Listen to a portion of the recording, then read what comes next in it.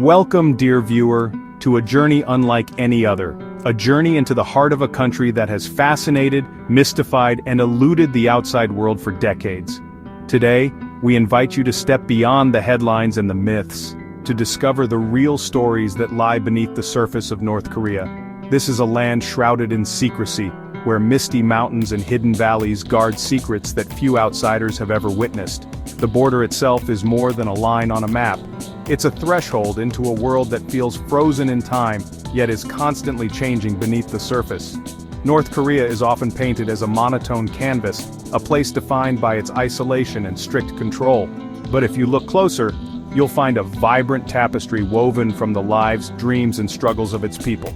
Each city, village, and countryside road holds stories waiting to be told, stories of resilience, hope, and daily life. Today we journey beyond the official narrative, past the carefully curated images and staged spectacles, to reveal the beating heart of this enigmatic nation. We'll wander through bustling markets where locals barter for daily necessities, and visit villages that seem frozen in time, yet pulse with quiet activity and community spirit. Along the way, we'll meet ordinary people, families, workers, and children, each with their own unique story. Their lives, often hidden from the world's gaze, offer a rare and intimate glimpse into what it truly means to live in North Korea. These are stories rarely told, glimpses most travelers never see. So open your mind and prepare to see North Korea as you never have before. Now let us begin our exploration together. Pyongyang, the capital of North Korea, is a city that seems to exist in a world of its own. Its wide, pristine avenues stretch out in perfect symmetry, flanked by towering monuments and grand government buildings that dominate the skyline. The city is meticulously maintained, every corner swept clean, every flower bed perfectly arranged. At first glance, Pyongyang is a showcase of order and discipline, a place designed to impress visitors with its scale and grandeur. But beneath this carefully constructed image, a different reality quietly lingers. The streets, though immaculate, are often devoid of the hustle and bustle that defines most world capitals. There are few cars, and the silence is almost palpable, broken only by the occasional distant sound of a loudspeaker or marching footsteps. The emptiness is striking. Unlike the vibrant chaos of cities like Seoul or Beijing, Pyongyang's avenues feel frozen in time, as if waiting for a crowd that never arrives. The absence of everyday life, street vendors, spontaneous gatherings, laughter, creates an atmosphere that is both surreal and unsettling. When citizens do appear, it's often in carefully organized groups, their movements synchronized and deliberate. It's as if every step is choreographed, every gesture rehearsed, all for the benefit of foreign eyes and government officials. Even the children, dressed in crisp, matching uniforms, seem to be part of a larger performance. Their play is orderly, their laughter measured, as if they too are aware of the ever-present gaze watching over them. Public gatherings are not spontaneous celebrations, but meticulously staged events. Every movement, every smile is part of a script, reinforcing the image of unity and control that the regime wishes to project. In Pyongyang, authenticity is replaced by spectacle. The city offers a glimpse into a world where daily life is a performance, and the true spirit of its people remains hidden behind the grand facade. Beyond Pyongyang's facades, a shadow economy thrives in secret markets called Jangmadang. Here, food, clothing, and electronics change hands under a veil of secrecy. These markets pulse with whispered negotiations and resourcefulness. Their existence reveals the resilience of North Koreans, adapting to survive outside official channels. They are a testament to the human spirit's ability to thrive, even in the shadows. On the border with South Korea stands Kijongdong, the so-called propaganda village.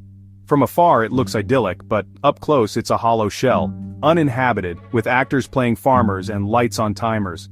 This village is a carefully constructed illusion, designed to project superiority and entice defectors. It's a tangible symbol of the regime's obsession with image and control. Outsiders in North Korea experience a tightly controlled reality. Every step is guided, every interaction monitored, and only pre-approved sites are shown. Hotels isolate tourists from ordinary citizens, and questions are deflected. Yet, even in this staged environment, brief glimpses of real life sometimes break through. These moments reveal the humanity behind the masks.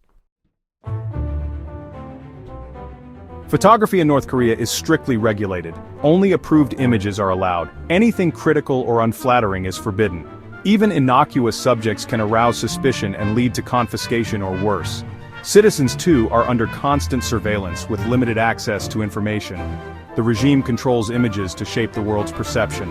By restricting what's seen, they hide the full reality of life inside. Officially, North Korea claims to guarantee religious freedom in its constitution, but in reality, only absolute loyalty to the Kim dynasty is permitted. The government tightly controls all aspects of life, and any form of independent religious activity is seen as a direct challenge to the regime's authority. Public displays of faith are forbidden, and the state-run churches that do exist are little more than showcases for foreign visitors, carefully monitored and scripted to project an image of tolerance.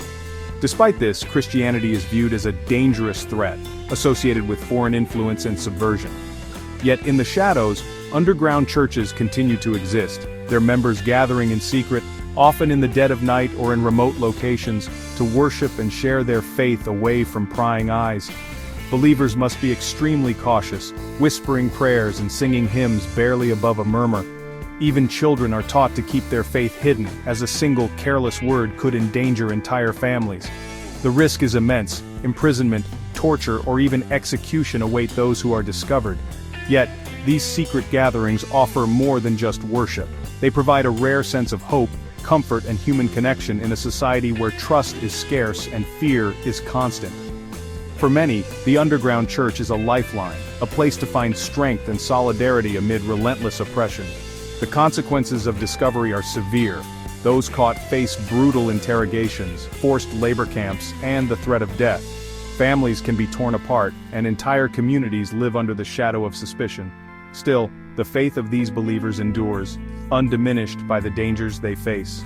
Their resilience and courage stand as a powerful testament to the enduring strength of belief.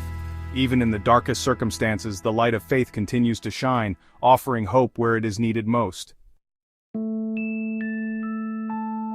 While most struggle for basics, North Korea's elite shop and hidden luxury stores, imported delicacies and designer goods are reserved for the privileged few. These stores highlight the deep inequality and hypocrisy of the regime. They are stark reminders of the chasm between rulers and the ruled. Despite official claims of abundance, hunger haunts many North Koreans. Chronic food shortages and malnutrition are widespread, especially among the vulnerable. The regime conceals the true extent of famine, restricting aid and information. While resources fund the elite and military, millions struggle in silence. Hidden from view, North Korea's political prison camps hold tens of thousands. Prisoners endure forced labor, torture, and starvation, often for generations. The regime denies these camps exist, but survivor testimonies reveal the horror. These prisons are chilling reminders of the cost of dissent. North Korea's amusement parks are often empty, their rides silent. These parks serve as props for propaganda, not for public enjoyment. Tourists are shown pristine grounds, but most citizens never visit. The emptiness exposes the gap between regime promises and daily reality. For most North Koreans, the internet is a forbidden world. Only a select few have access, and even then it's tightly monitored. Ordinary people rely on smuggled media for glimpses of the outside. The regime's digital Iron Curtain is meant to maintain control, but the desire for connection persists, despite the risks. North Korea's mass spectacles are grand displays of loyalty and unity. Every movement is rehearsed, every smile choreographed for the regime. Participation is mandatory, and deviation is dangerous. Beneath the surface, true feelings often remain hidden. The DMZ is one of the world's most fortified borders, shrouded in secrecy. Tourists can visit select areas, but vast stretches remain off-limits. These forbidden zones likely hide military secrets and underground facilities. Their mystery fuels speculation about what the regime is truly hiding. Scattered across North Korea are lavish secret palaces for the Kim family. Satellite images reveal sprawling estates, but access is forbidden. These residences contrast sharply with the poverty faced by most citizens. They symbolize the regime's luxury and disconnect from the people. Despite strict controls, an underground network smuggles foreign films and music into North Korea. USB drives and DVDs pass secretly from hand to hand, offering a glimpse of the outside world. Possession is risky, with severe punishments for those caught. Yet, the hunger for uncensored stories and connection is stronger than fear. Smuggled media is a small but powerful crack in the regime's wall. Our journey through North Korea reveals a land of contradictions and hidden truths. By shining a light on these stories, we deepen our understanding of the human spirit. If you believe in the power of storytelling, subscribe to this channel. Thank you for joining me on this journey.